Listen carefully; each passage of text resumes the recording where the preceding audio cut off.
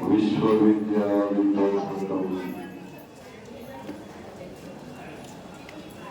विश्ववन्द्यं सदा वन्दे विश्वाराध्यं जगद्गुरुम्।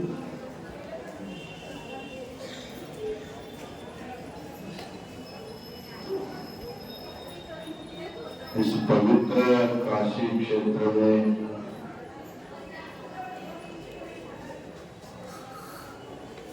आज जगद्गुरु रेणुकादि पंचाचार्यों के युगमान उत्सव के उपलक्ष्य में आयोजित आज की धर्म सभा में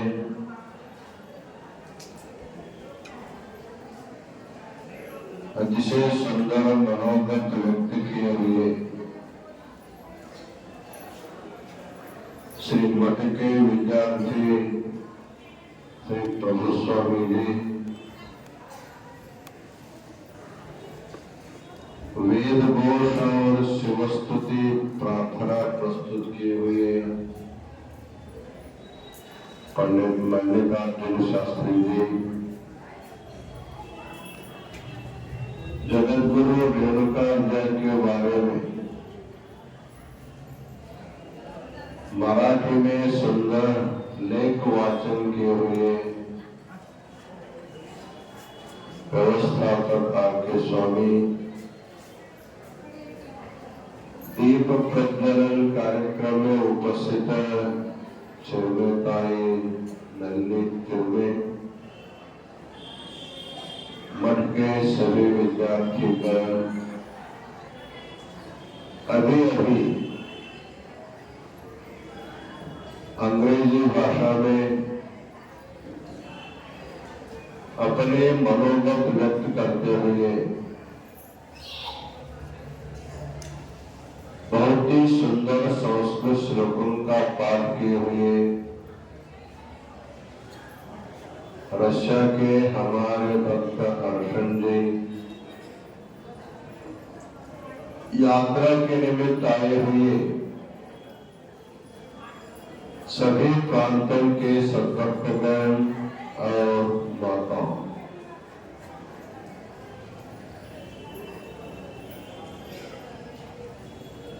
आज संपूर्ण मानव समाज के लिए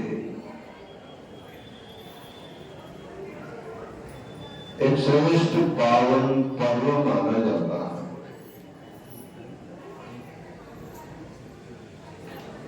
जिस समय में आचार्यों का अवतार होता है, वह अवतार दिन मानव जाति के कल्याण के लिए होता है।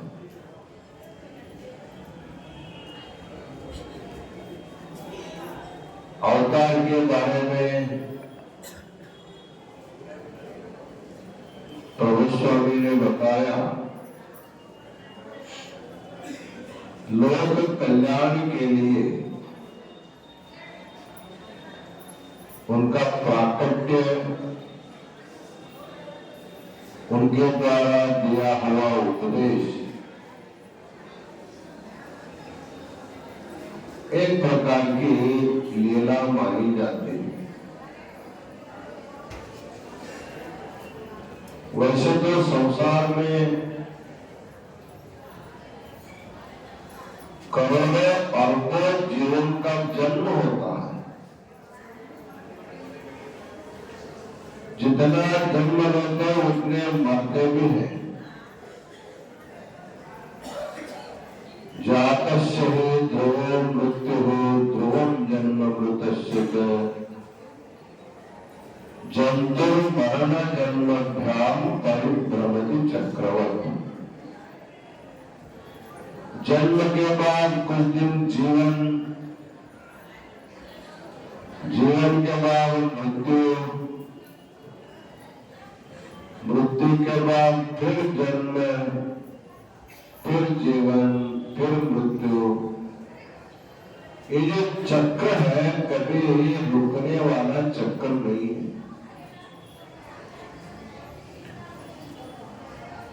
इस समय हम लोग दिखाई दे रहे हैं, हम लोग अभी नहीं, जिस समय रेणुकाचार्य जी थे, जिस समय विश्वाराध्य जी थे, जिस समय पंडिताराध्य जी थे, जिस समय एको रामाराध्य जी थे, उस समय भी हम लोग थे। गीता में भगवान ने कहा है, बहूनि में व्यतीतानि जन्मानि तव चार्जुन। मेरे और तेरे जन्म एक ने, अनेक जन्म हम लोग मिलके आए हैं, लेकिन पिछले जन्म में कौन कहाँ जन्म लिया था इसका कोई किसी को पता नहीं रहता। फिर भी ऋणानुबंध रूपेण सती पुत्र सुतादयः, कोई न कोई ऋणानुबंध होने से एक आदमी दूसरे आदमी के पास जाता है। इस प्रकार संसार में लेन देन व्यवहार करने के लिए सृष्टि में अनंत जीव आते हैं। फिर इस समय अवतार लेकर के विशिष्ट व्यक्तियों को आने की क्या जरूरत है? वैसे तो उनका कोई प्रारब्ध कर्म नहीं, संसार का सुख दुख उनको भोगना नहीं, फिर संसार में आने का क्या प्रयोजन है? कहा जाता है कथा के रूप में, जब सृष्टि की उत्पत्ति हो रही थी, एक पौराणिक कथा है, उसमें सारे जीव जंतुओं को भगवान ने लाइन में खड़ा किया। जैसे हम आसन पर बैठे हैं, वैसे भगवान उच्च आसन पर बैठे थे। सभी जीव जंतुओं को गोलोक में भेजने के लिए भगवान ने सबको अपने पास बुलाया। पहले सामान्य जीव आए, पशु पक्षी पृथ्वी कीट पतंग आदि सामान्य जो जीव जंतु पहले आए भगवान के सामने। भगवान ने सबको एक ही बात बोलता था, तुम गोलोक में जाने के बाद जब तुमको भूख लगती है खाना खाना, जब प्यास लगती है तो पानी पीना, जब नींद आती है तो सो जाना। यही तीन बातें भगवान सबको बता बता कर भेजते रहे। अंत में मनुष्य आया, भगवान ने उसको थोड़ा रोका, थोड़ा ठहरो, तुमको बताने के लिए मेरे पास बहुत विचार है, इसलिए तुम रुको। मनुष्य समाज रुक गया। भगवान ने कहा, अभी तक जो जीव जंतु गए हैं उनसे तुम्हारा जीवन सब श्रेष्ठ है।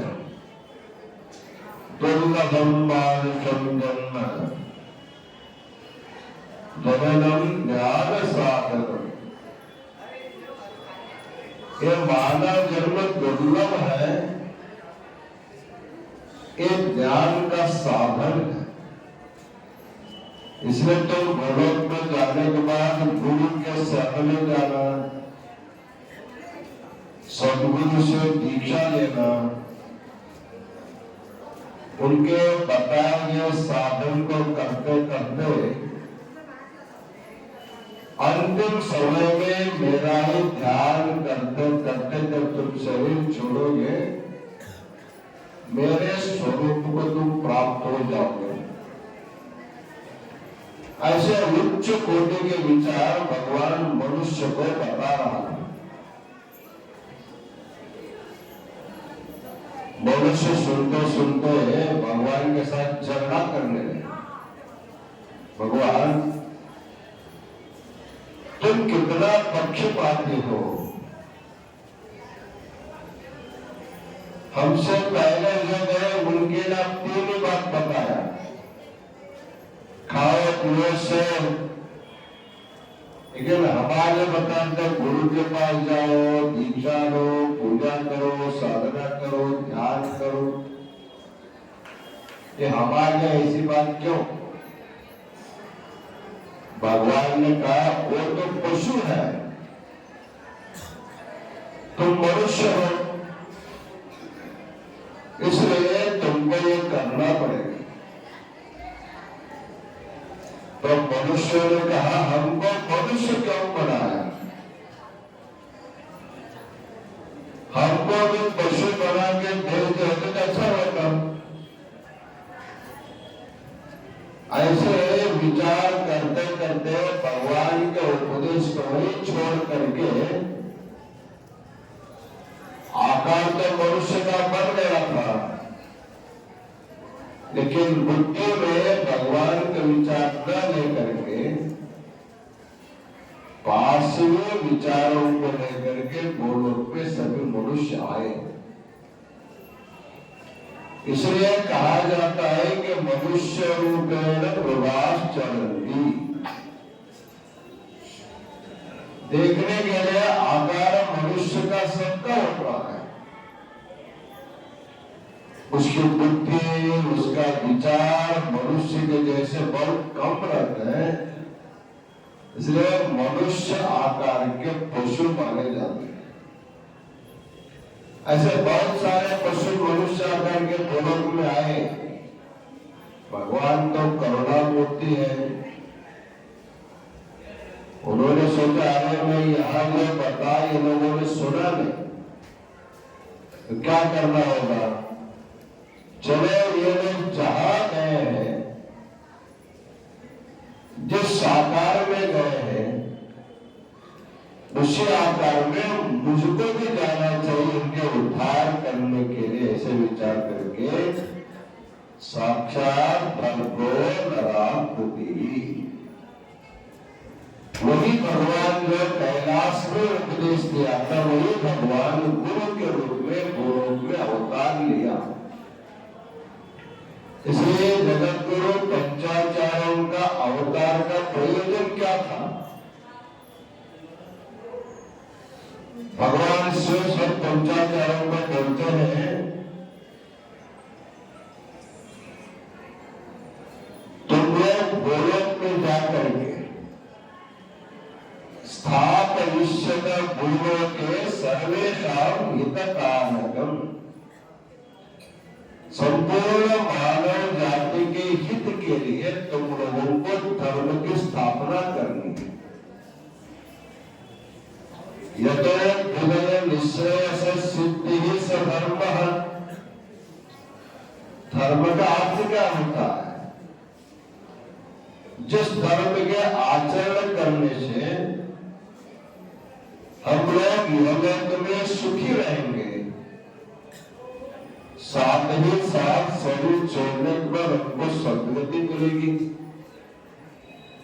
ऐसा जो पवित्र आचरण उसका नाम धर्म है। तो मानव जाति को धर्मोपदेश करने के लिए जगत गुरु पंचाचार्यों को भगवान ने आदेश दिया। आदेश देने के बाद सभी आचार्य भयभीत हो गए। महादेव हम गोलोक में नहीं जाएंगे, गोलोक एक ऐसा लोक है, एक बार जाने के बाद वहां से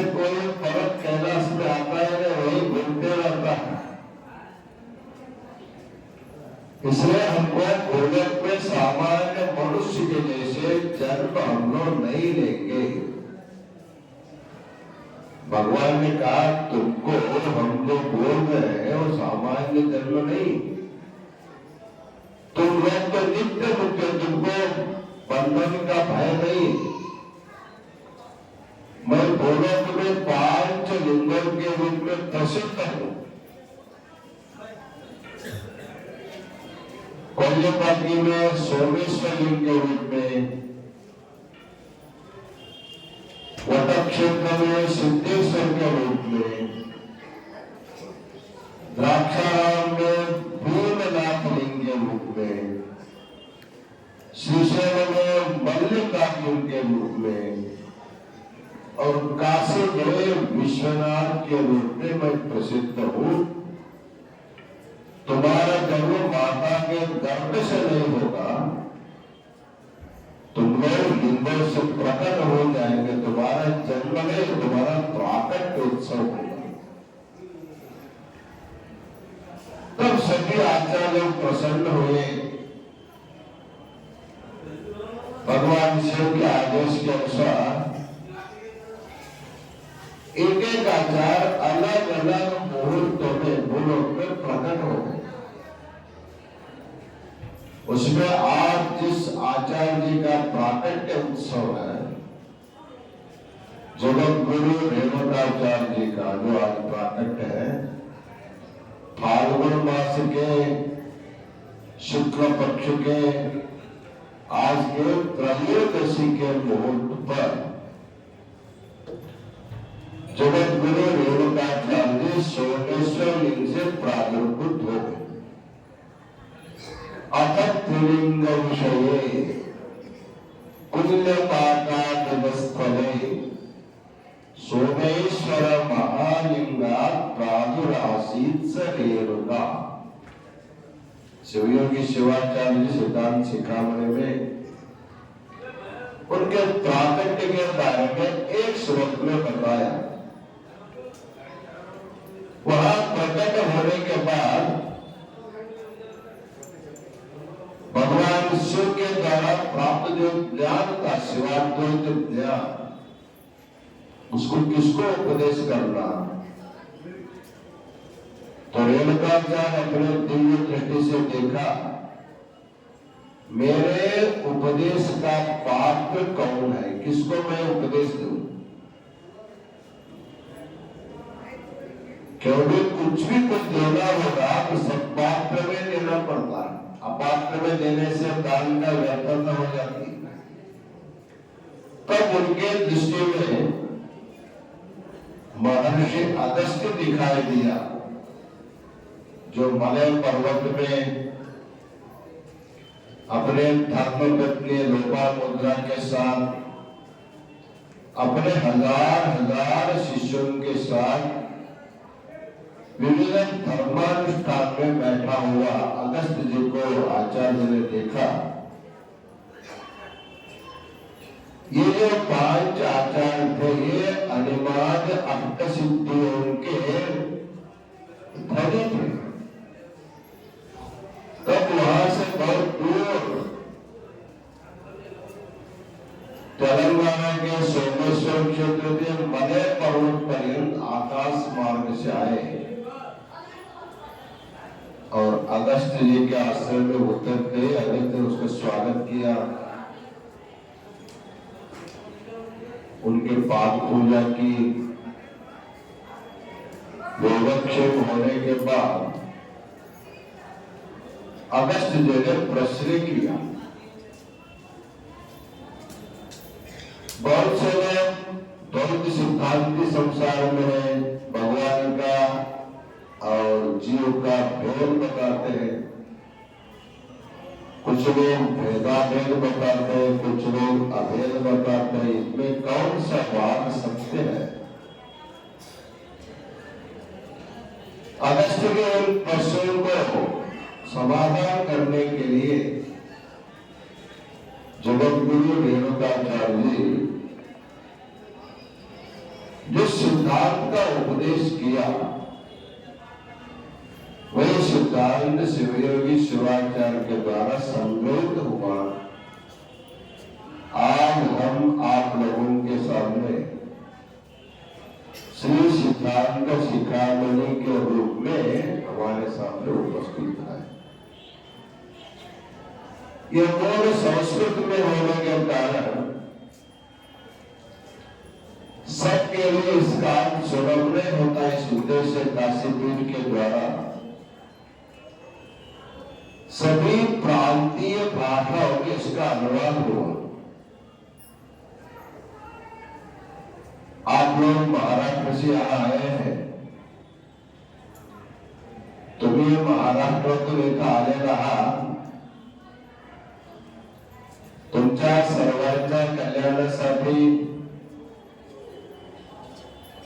सिद्धांत शिखामणि मराठी उर्दू में निबंध करके आप लोगों को दिलेला,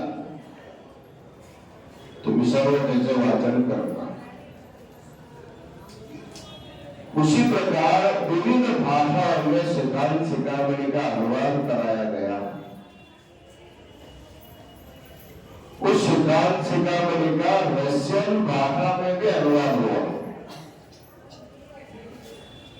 अभी आप लोगों ने हमारे एक नया शिष्य अभी दीक्षा लिया है, मठ में निवास करते हुए अतिशय सुंदर वैदिक विद्या का अध्ययन करता है। जैसे मल्लिकार्जुन शास्त्री मंत्र पठन करता, वैसे ही वो भी मंत्र पठन करता। इतना सुंदर मंत्र पठन करना प्रयत्न किया है। उनका जीवन का लक्ष्य है और रशियन भाषा का सिद्धांत शिखामणि का अध्ययन करता है। उसमें जो कुछ समझ में नहीं आता फिर हमसे बोलता है। हम तो रशियन नहीं जानते, अंग्रेजी में नहीं जानते, फिर भी उनके साथ हम बोलते रहते हैं इधर उधर। वो जो बोलता हमको समझ में आता, हम जो बोलते उनको समझ में आता। कितना सात्विक स्वभाव का हर्षद, उनका नाम ही हर्षद, सदा हर्ष रहता है। हमने उनसे कहा, अभी रशिया देश में हमारे बहुत से भक्तगण हैं, उनको निरंतर उपदेश करने के लिए तुम्हारे तो भी शादी नहीं हुई है, तुम ऐसे रहोगे तो अच्छा हो जाएगा। भविष्य में रशिया देश का शिवाचार्य हो सकता है।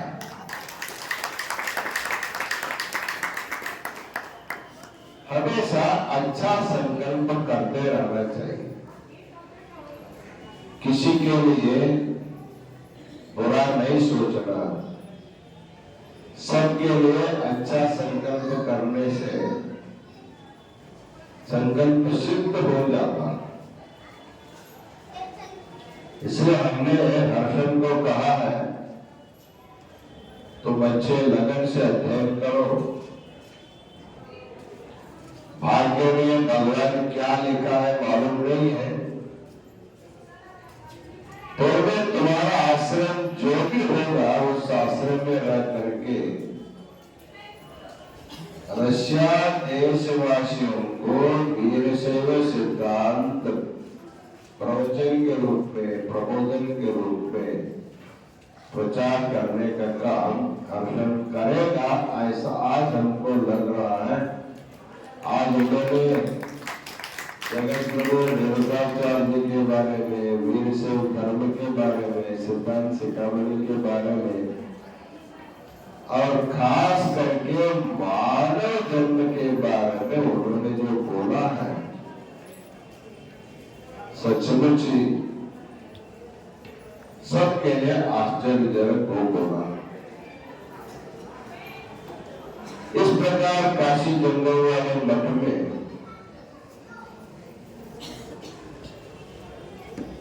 जगत गुरु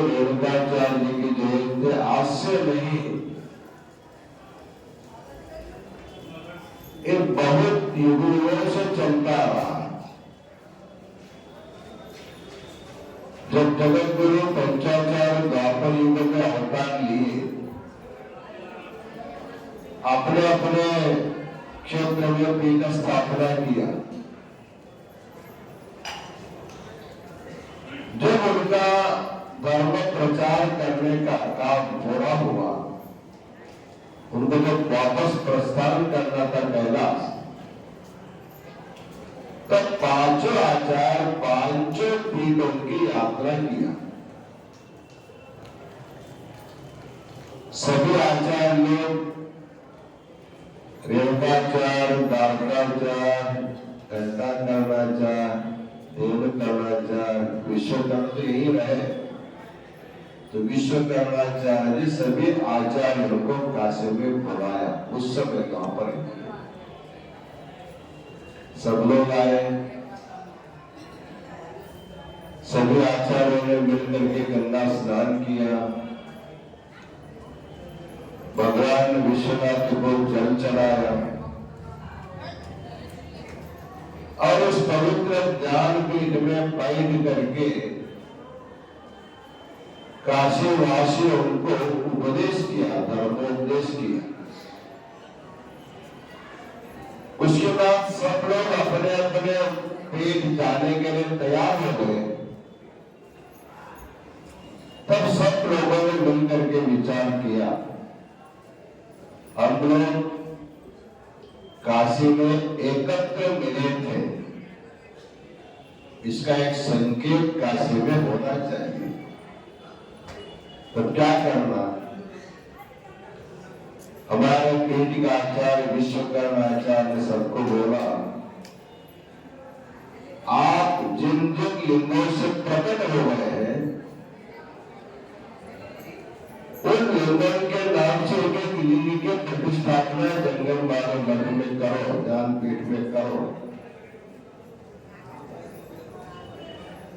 हमारे पीठ में निरंतर यात्री रहते हैं, विद्यार्थी रहते हैं, उन लोगों को आपके जयंती को मनाने के लिए अच्छा होगा। तब यहाँ पर मंदिर में पहले इधर था, हम लोगों ने स्थानांतर किया उसको।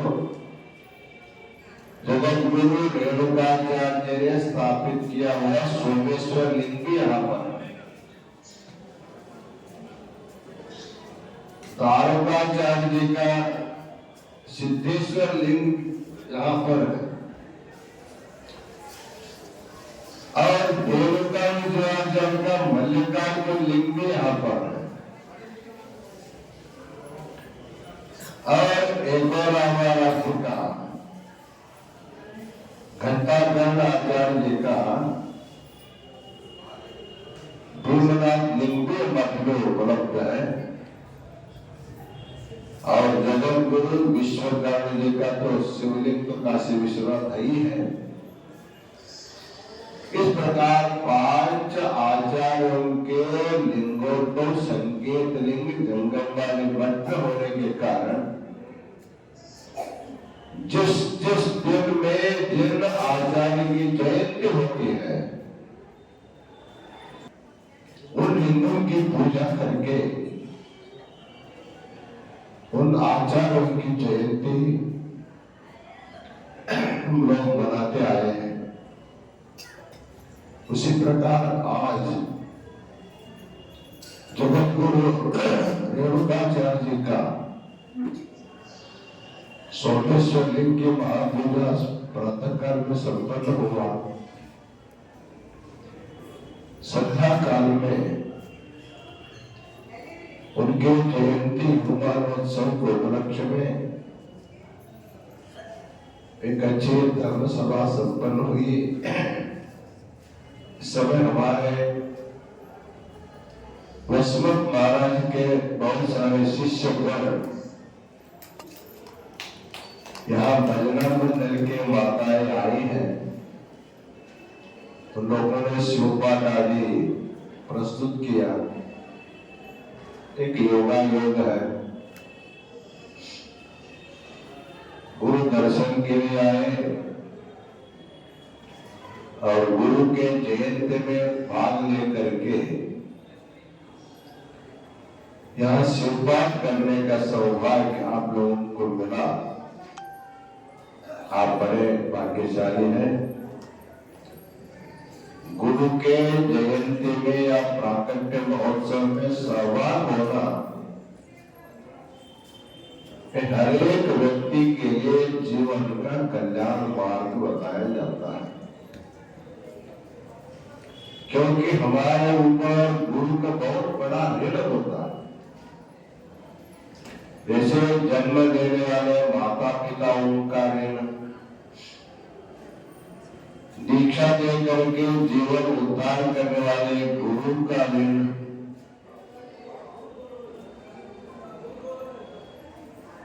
इस प्रकार माता पिता गुरु और भगवान देव का ऋण जो हमको मानव जन्म दिया। ऋणानि त्रीणि अपाकृत्य मनो मोक्षे निवेशयेत्। जब तक मनुष्य 3 ऋणों से मुक्त नहीं होता तब तक गुरु को मुक्ति नहीं मिलती।